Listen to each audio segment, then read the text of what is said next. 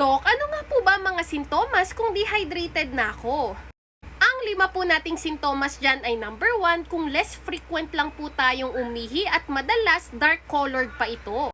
Number 3, mabilis makaramdam ng pagod. Number 4, nahihilo. And number 5, confusion. Kaya take note lang mamaya baka pala nahihilo tayo ay dahil dehydrated lang tayo. Para sa mga babies naman, ang 4 signs and symptoms ng dehydration ay number 1, kung dry ang kanilang mouth. Number 2, sunken eyes and cheeks.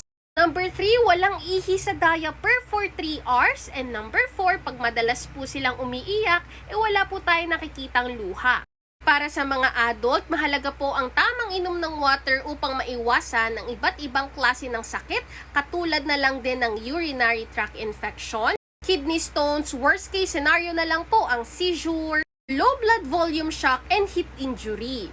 Mas maganda nga po kung lalagyan nyo pa ng lemon ng inyong iinuming tubig. Sa 1 litro ng tubig ay kalahating lemon lamang po ang ilalagay natin upang mabawasan ang ating visceral fats. Prevention is always better than cure. Stay healthy po!